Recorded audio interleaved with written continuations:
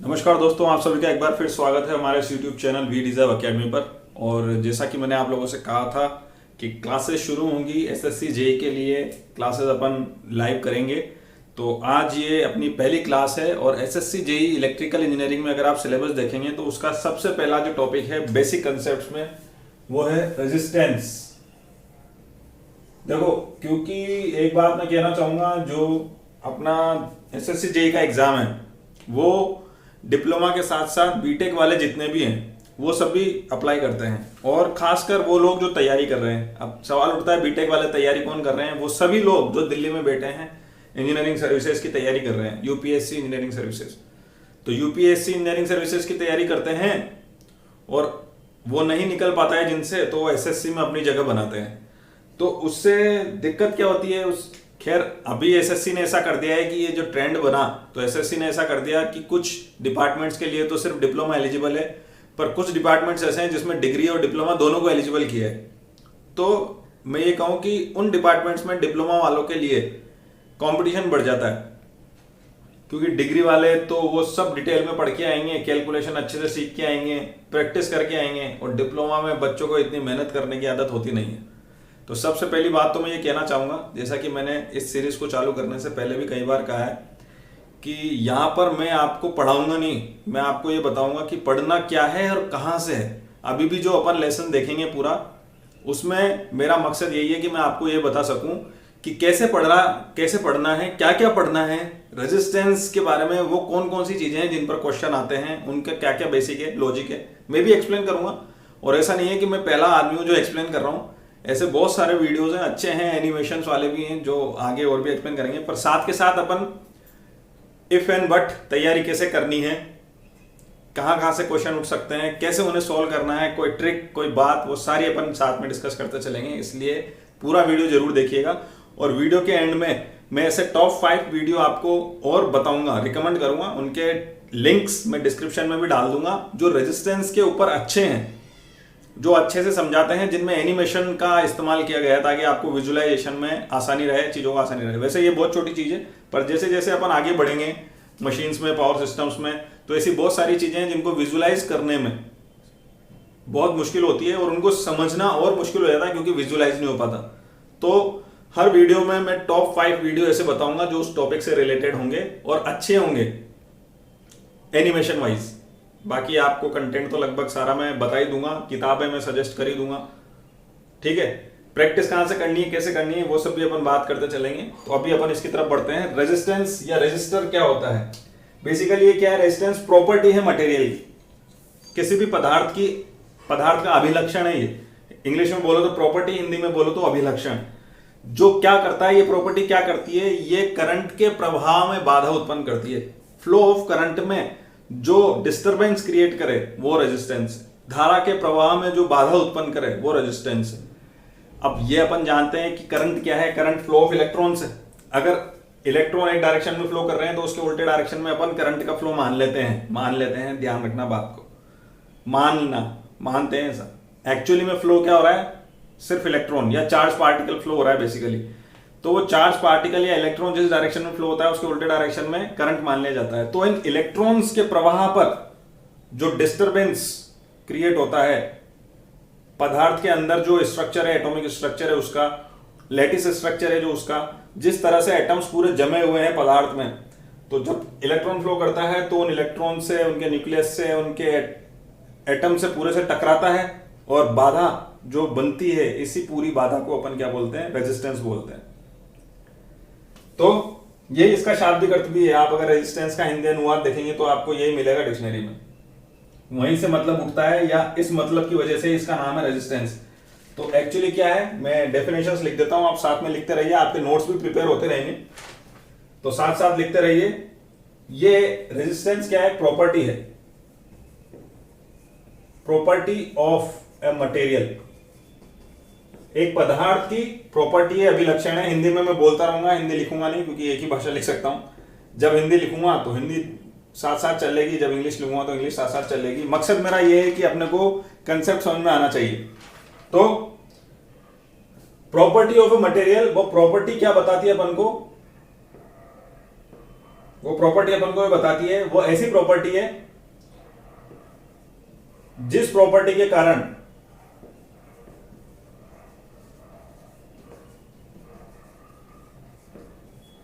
Material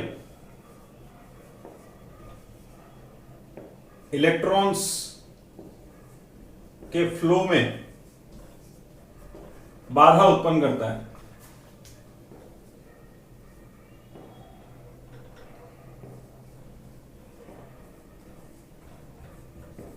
उसे अपन क्या बोलते हैं? रेजिस्टेंस। ठीक है, इलेक्ट्रॉन अपन ने क्यों लिख दिया? क्योंकि बेसिकली इलेक्ट्रॉन का प्रवाह ही धारा का प्रभाव है, डायरेक्शन उल्टा मान लेते हैं बस अपन। तो ये कह सकते हैं अपन क्या कि रेजिस्टेंस करंट के प्रवाह में धारा उत्पन्न करता है। तो यहां से कह सकते हैं क्या?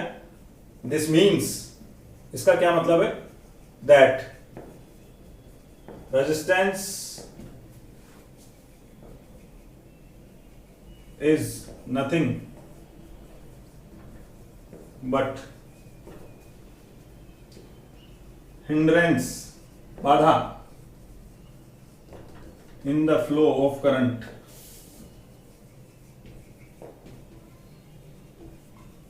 ठीक है,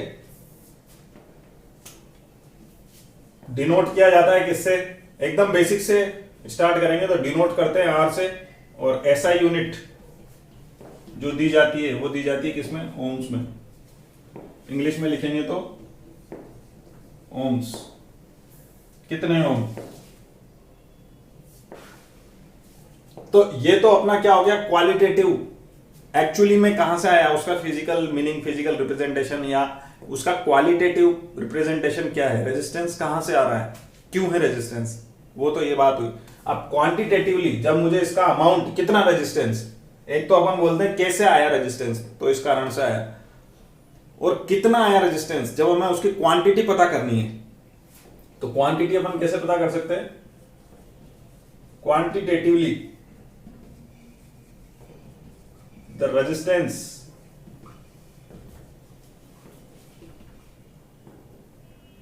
can be calculated by, calculate किया जा सकता है, can be calculated with the use of Ohm's law. Ohm के नियम का इस्तेमाल करके अपन रेजिस्टेंस कैलकुलेट कर सकते हैं। तो यहां से पिक्चर में आ जाता है ओम का नियम। क्या कहता है ओम का नियम? ओम का नियम कहता है, ओम्स लॉ, ओम का नियम क्या कहता है?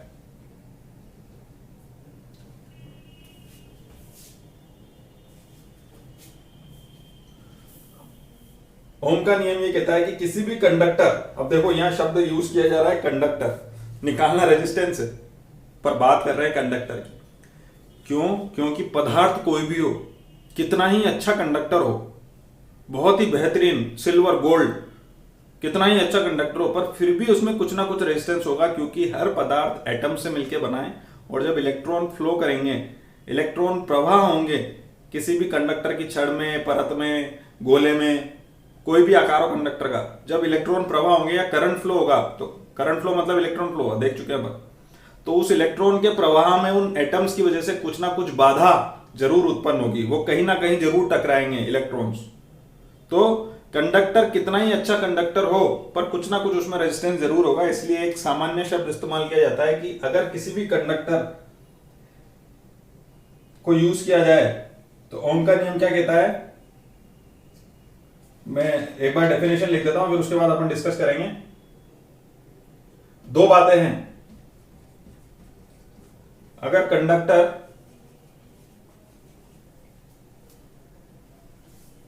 की फिजिकल प्रॉपर्टीज में कोई बदलाव ना हो,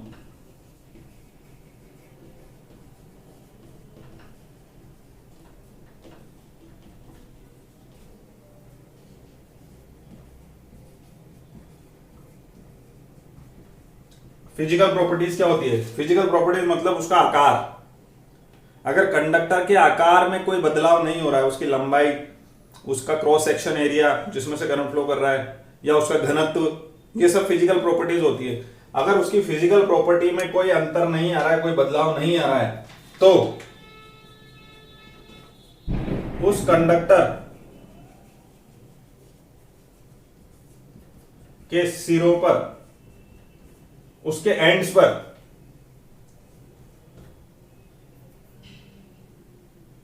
लगने वाला विभवांतर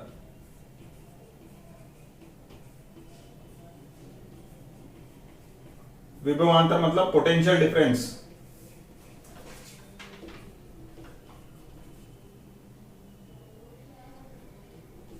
उसके सिरों पर लगने वाला विभवांतर प्रोपोर्शनल होगा, समानुपाती,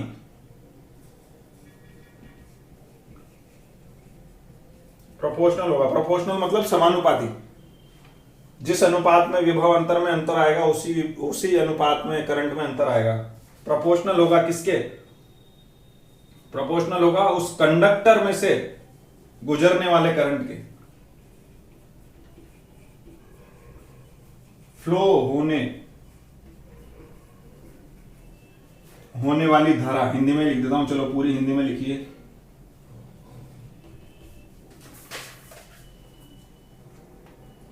समानुपाती होगा, प्रोपोर्शनल होगा। क्या? कोई भी एक कंडक्टर है, ये इसको अपन एक कंडक्टर की छड़ मान लेते हैं, तो इसके दोनों सिरों पर, दोनों एंड्स के बीच में जो भी पोटेंशियल डिफरेंस है या इसके दोनों सिरों के बीच में जो भी विभवांतर है, वो विभवांतर प्रोपोर्शनल होगा जो इसमें से करंट फ्लो हो रहा है उसके। ठीक है, तो यानी V प्रोपोर्शनल होगा I के। और इस प्रोपोर्शनलिटी को हटाने के लिए एक प्रोपोर्शनलिटी कांस्टेंट लगाते हैं। इस प्रोपोर्शनलिटी को इक्वलिटी में बदलने के लिए V बराबर R इंटू आई। तो ये R क्या है? बेसिकली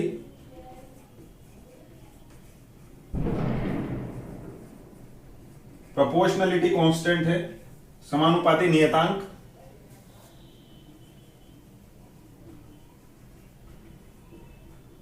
जो रिप्रेजेंट करता है किसको? विच रिप्रेजेंट्स रेजिस्टेंस ऑफ कंडक्टर।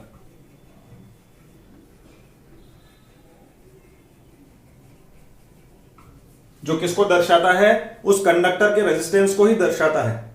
ठीक है, तो यहां से मैं R कैलकुलेट कर सकता हूं, V बाई आई। बहुत सिंपल है। किसी भी कंडक्टर के अक्रॉस अपन रेजिस्टेंस निकाल सकते हैं अगर उसके अक्रॉस अपन को वोल्टेज पता है और उसमें से गुजरने वाला करंट अपन को मालूम है तो। और जहां पर अपन ने उसकी फिजिकल प्रॉपर्टीज को कांस्टेंट रखा है। अब देखो टेम्परेचर भी फिजिकल प्रॉपर्टीज में आ जाता है, क्योंकि टेम्परेचर बदलने की वजह से कंडक्टर की लेंथ और क्रॉस सेक्शनल एरिया बदलेगा, जिसकी वजह से भी अपना रेजिस्टेंस कैलकुलेशन में अंतर आ जाएगा। तो वो भी अपन अभी देखते हैं कि फिजिकल डायमेंशंस अगर मुझे पता है, अगर फिजिकल डायमेंशंस मुझे पता है तो फिर हम रेजिस्टेंस कैसे निकालेंगे। इंक भर लेते हैं। ठीक,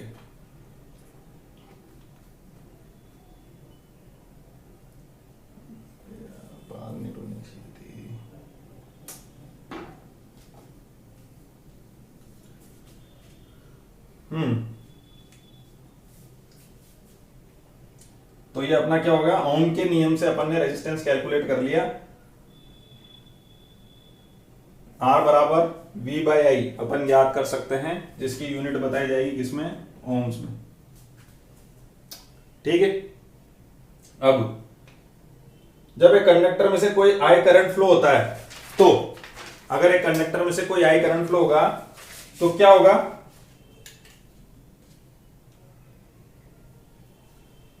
अपन को पता है कि जब वो एक कंडक्टर में से करंट फ्लो होगा, यानी इलेक्ट्रॉन्स उल्टे डायरेक्शन में फ्लो हो रहे हैं, तो वो इलेक्ट्रॉन्स टकराएंगे एटम से, उसी को तो रेजिस्टेंस बोल रहे हैं अपन। तो वो टकराएंगे तो कुछ हीट जनरेट होगी, यानी कुछ हीट लॉस या एनर्जी लॉस होगा।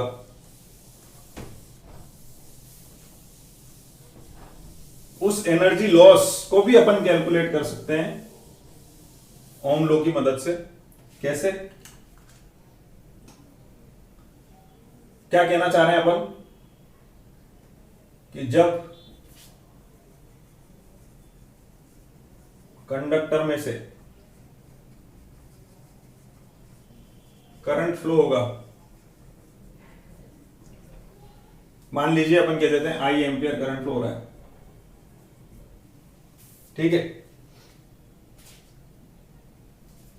तो करंट के फ्लो होने की वजह से तो इलेक्ट्रॉन्स विल कोलाइड, टकराएंगे, टू द एटम्स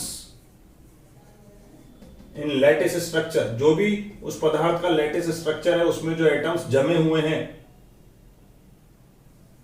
उससे इलेक्ट्रॉन्स टकराएंगे, और इस टकराहट के कारण, इस टकराव के कारण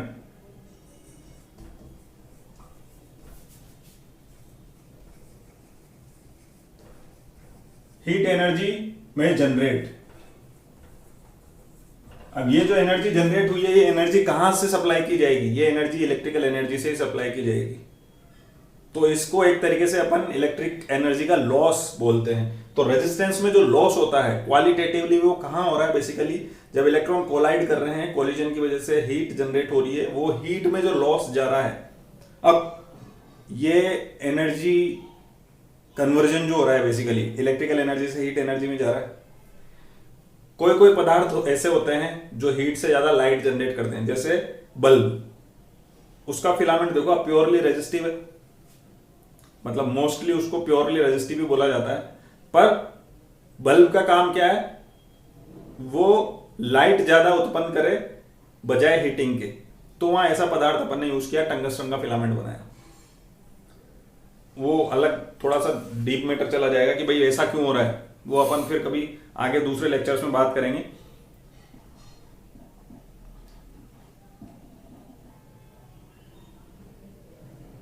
ठीक है,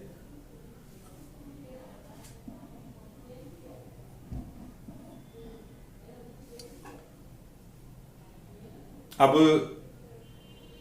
उसी की बजाय आप दूसरा एक पदार्थ देखिए, नाइक्रोम का वायर अपन यूज करते हैं हीटर की कोयलों में। तो वो नाइक्रोम का वायर जो हीटर्स में यूज होता है, घरों में अपन यूज करते हैं ना, वो अभी तक भी पुराने जमाने से अभी तक भी आ रहे हैं। मैं अपने बचपन में भी देखता था, आज भी वो हीटर चल रहे हैं। अभी भी ग्रामीण परिवेश में जगह जगह वो हीटर्स यूज होते हैं खाना बनाने के लिए। हॉस्टलों में, हॉस्टल्स में सभी बच्चे यूज करते हैं लगभग चाय वगैरह बनाने के लिए। उन हीटर्स की कोयल को आप देखिए, रोशनी उनमें से भी निकलती है, पर रोशनी से ज्यादा वहां कंटेंट किसका होता है? हीट का। तो वो अलग प्रकार का पदार्थ है।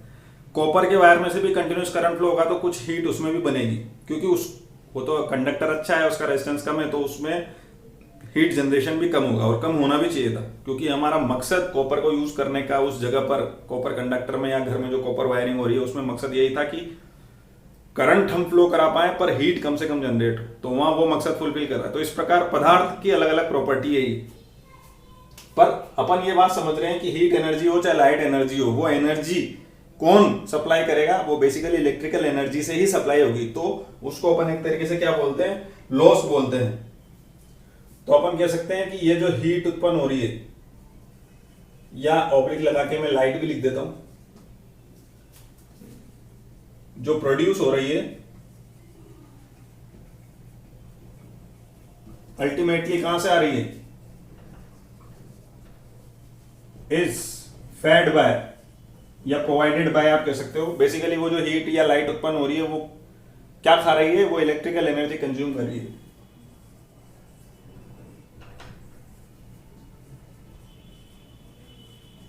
ठीक है, तो ये बेसिकली क्या हो गया? इलेक्ट्रिकल एनर्जी का लॉस कहा जाएगा, क्योंकि अगर अपन को एक जगह से दूसरी जगह पर पावर सप्लाई करनी थी कुछ, अब वो पावर सप्लाई में अगर बीच में कुछ पावर लॉस हो रहा है, और ये पावर जब एक लंबे टाइम तक, ये कुछ टाइम ड्यूरेशन के साथ कैलकुलेट किया जाएगा, तो किलोवाट या वाट इंटू हावर, वाट हावर एनर्जी बन जाएगा, तो एनर्जी लॉस बोला जाएगा।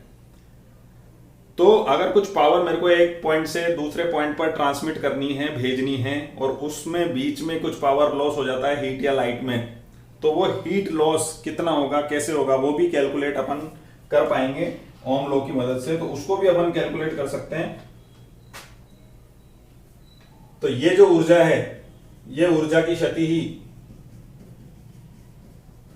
क्षति एनर्जी लॉस इन रेजिस्टेंस कहा जाता है।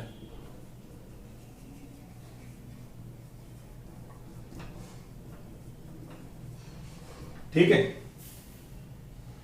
तो पावर कंज्यूम्ड बाय रेजिस्टेंस कैसे निकालते हैं? Power P consumed by resistance, या रेजिस्टेंस में अब देखो डायरेक्ट लिख दिया मैंने रेजिस्टेंस, पर मेरे को यहाँ लिखना चाहिए था कंडक्टर, पर अल्टीमेटली उस कंडक्टर में जो पावर कंज्यूम हुई है वो उसके रेजिस्टेंस ने ही करी है, तो इसलिए मैंने डायरेक्ट लिख दिया रेजिस्टेंस। अदरवाइज मुझे यहाँ क्या लिखना चाहिए था कि जिस भी कंडक्टर में से करंट फ्लो हो रहा है उस कंडक्टर ने कितनी पावर कंज्यूम करी, उसके अक्रॉस लगने वाला वोल्टेज इनटू उसमें से गुजरने वाला करंट VI। तो P बराबर क्या हो जाएगा VI। V की जगह अगर मैं यहां से ये फॉर्मूला डाल दूं RI, तो ये क्या हो जाएगा I स्क्वायर R, या I की जगह मैं V की टर्म्स में डाल दूं V बाई R, तो ये हो जाएगा V स्क्वायर बाई R। ये सभी आएगा किसमें, वॉट में, यूनिट दी जाएगी इसकी पावर की वॉट में, ठीक है।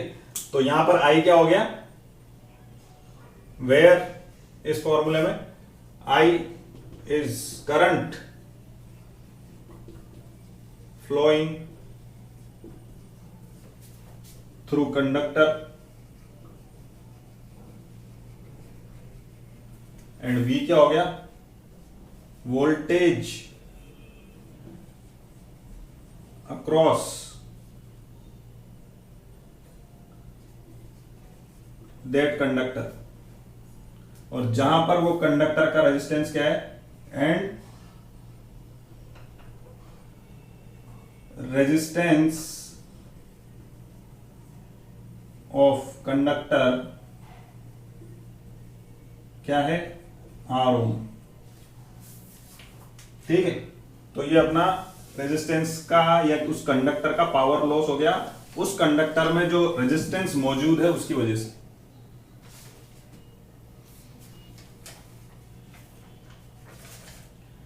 और अगर इसी पावर को मैं टाइम के साथ इंटीग्रेट कर दूं, if this power is integrated with respect to time. अब ये जो स्टेटमेंट लेगा इसको समझो थोड़ा सा, इंटीग्रेट करना मतलब जोड़ना, और कुछ नहीं है इसमें, ज्यादा डरने ज्यादा कंफ्यूज होने की जरूरत नहीं है। डिप्लोमा वाले स्टूडेंट्स कई बार डर जाते हैं, और इंजीनियरिंग वाले भी जो प्राइवेट वगैरह कॉलेज से पढ़े होते हैं, जिनकी गणित थोड़ी सी ठीक नहीं होती है, तो इंटीग्रेशन देखते ही घबरा जाते हैं। इंटीग्रेशन और कुछ नहीं है, जोड़ना है, जोड़ रहे हैं अपन, छोटी छोटी छोटी छोटी छोटी इनफाइनाइटेसिमल वैल्यूज को जोड़ रहे हैं, वही इंटीग्रेशन है। अब बात आई कि मैं इस पूरे कर्व का हर एक पॉइंट की वैल्यू जोड़ूंगा। अगर मान लो ये टाइम है और ये वोल्टेज की वेवफॉर्म है, मान लो किसी एक प्रकार की वोल्टेज की वेवफॉर्म है, अब मैं हर क्षण पर वोल्टेज की वैल्यू अगर जोड़ूं, रेटेड वैल्यू मिल जाएगी, पर हर क्षण की वोल्टेज वैल्यू जोड़ पाना असंभव है डायरेक्ट प्लस प्लस करके। तो उसी को करने के लिए अपन ने क्या निकाला, फॉर्मूला निकाला, बड़े सारे फॉर्मूले निकाले इंटीग्रेशन के, और इंटीग्रेशन के फॉर्मूले किस आधार पर निकाले कि ये जो वेवफॉर्म है ये किस प्रकार की है। क्या ये सीधी है, क्या ये बढ़ती हुई है, क्या ये साइनोसोडल है। तो इस प्रकार अलग अलग फॉर्मूले निकल गए, क्योंकि अब मेरे को क्योंकि वेवफॉर्म पता है तो मेरे को एक पैटर्न पता चल गया। उस पैटर्न के आधार पर मैथमेटिशियंस ने फॉर्मूले पहले डिराइव कर रखे हैं, अपन को टेंशन लेने की जरूरत नहीं, बस वो फॉर्मूले याद रखने की जरूरत है, और वो याद रखने पड़ेंगे। आप डिफरेंशिएशन और इंटीग्रेशन जरूर पढ़ लेना। आप एसएससी जेईई में कहीं ना कहीं नहीं, मैं कहूंगा टोटल अगर 200 क्वेश्चन आने हैं तो उसमें से 20 क्वेश्चन में तो ये इंटीग्रेशन काम आ ही जाएगा आपके, इंटीग्रेशन या डिफरेंशिएशन, कैलकुलस बेसिकली 20 नहीं तो 10 में तो काम आएगा ही आएगा। सिर्फ कैलकुलस ना आने की वजह से अपने 10 क्वेश्चन गलत हो जाएं या अपन नहीं कर पाए तो ये बहुत हानि है हमारी। कंपटीशन टफ है। आप आज ही से इंटीग्रेशन और डिफरेंशिएशन के फॉर्मूले याद करिए, ठीक है, बार बार रिवाइज करिए उन्हें। एक पॉइंट ऐसा आएगा जब आपको वो याद रहने लग जाएंगे, बस आपको क्या करना है, उन्हें रोज या हर 2 दिन में 3 दिन में एक बार उनको पढ़ना है। आप बस उन्हें पढ़िए रोज, जैसे रामायण वाचते हैं वैसे, कोई दिक्कत नहीं है, धीरे धीरे याद हो जाएंगे, ठीक है। तो अपन को क्या है, बेसिकली एनर्जी लॉस निकालना है। तो E बराबर एक जनरल फॉर्मूला होता है P इंटू टी, पावर में अगर मैं टाइम मल्टीप्लाई कर दूंगा वाट इंटू हावर, तो ये क्या हो जाती है, ये एनर्जी हो जाती है E। ठीक है, तो वही अपन यहां करना चाह रहे हैं, बस इसको इंटीग्रेट करेंगे तो एनर्जी लॉस क्या हो जाएगा, E बराबर 0 से T, और कई बार ये E की जगह W भी लिखा जाता है क्योंकि एनर्जी और वर्क को लगभग इक्विवेलेंट मानते हैं, बराबर मान लिया जाता है, या एक दूसरे की जगह इस्तेमाल करते हैं। कितना वर्क करना पड़ रहा है या कितनी एनर्जी लग रही है, एक ही बात है। तो कई बार आपको किताब भी आप पढ़ेंगे, क्योंकि देखो ये वीडियो पढ़ना, वीडियो से देखना आपको एक डायरेक्शन देता है, पर अल्टीमेटली आपको किताब तो पढ़नी पड़ेगी। सेल्फ स्टडी से बढ़िया कुछ नहीं है। अगर आप सिर्फ इस भरोसे रहे कि भाई मैं तो सिर्फ वीडियो देख लूं और मेरा काम हो जाएगा, जेईई में सिलेक्शन हो जाएगा, कभी नहीं होगा। आपको हाथ में किताब उठानी पड़ेगी, और वो जितना जल्दी उठा लोगे, जितना जल्दी ये बात समझ लोगे, किसी के भी बहकावे में आए बिना, उतना फायदे में रहोगे। किताब उठानी पड़ेगी। तो किताबों में आपको कई बार कंफ्यूजन हो जाएगा कि यार सर ने ई बताया और यहाँ तो डब्ल्यू बोल रहा है, तो ये डब्ल्यू किसको रिप्रेजेंट करता है, वर्क को। और एनर्जी और वर्क एक दूसरे के स्थान पर कई जगह यूज किए जाते हैं। कितना वर्क किया या कितनी एनर्जी लगी, एक ही बात है। तो वर्क या कितनी एनर्जी लॉस हुई वो इंटीग्रेशन से आ जाएगी। 0 से T में अपन ने इंटीग्रेशन किया किसको, P को विद रेस्पेक्ट टू dt। तो P तो क्या है, V इंटू आई, वोल्टेज कितना लग रहा है, करंट कितना लग रहा है वो अपन ने निकाल लिया, तो P कांस्टेंट है, बाहर आ जाएगा।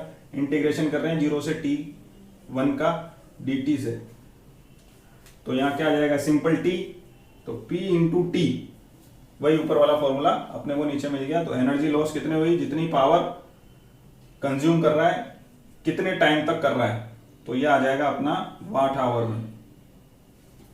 ठीक है, अब P अपन को पता है क्या है, V इंटू आई, तो VIT P लिखा जा सकता है, या I स्क्वायर R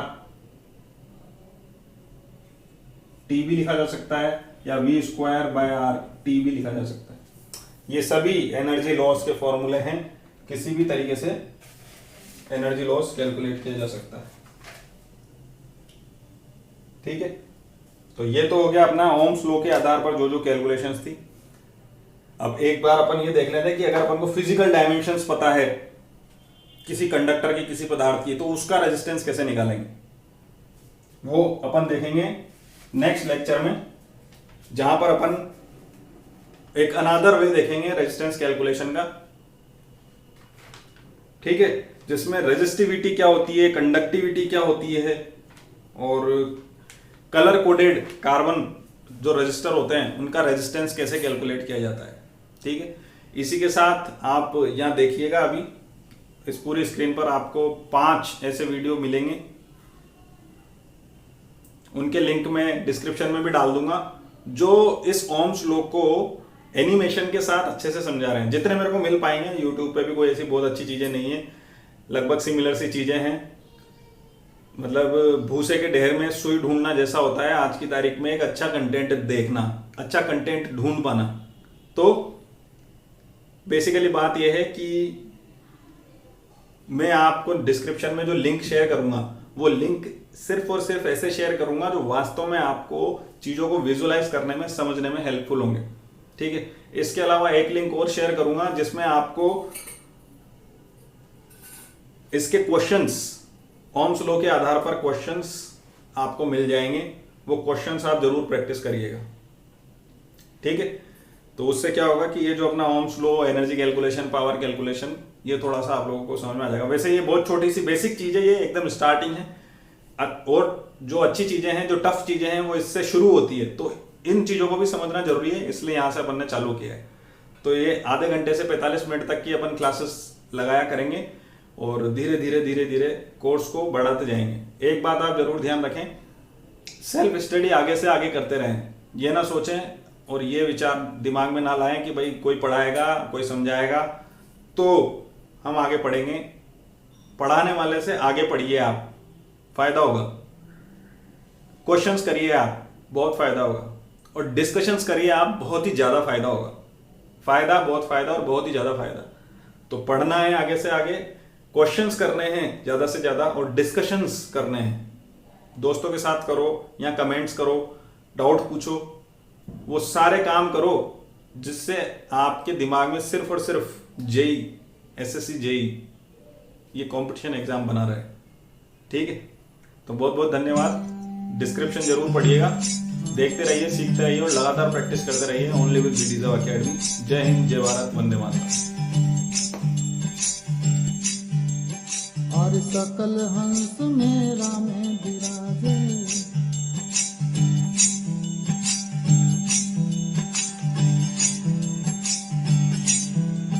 अरे राम बिना कोई धामे नहीं, राम बिना कोई धामे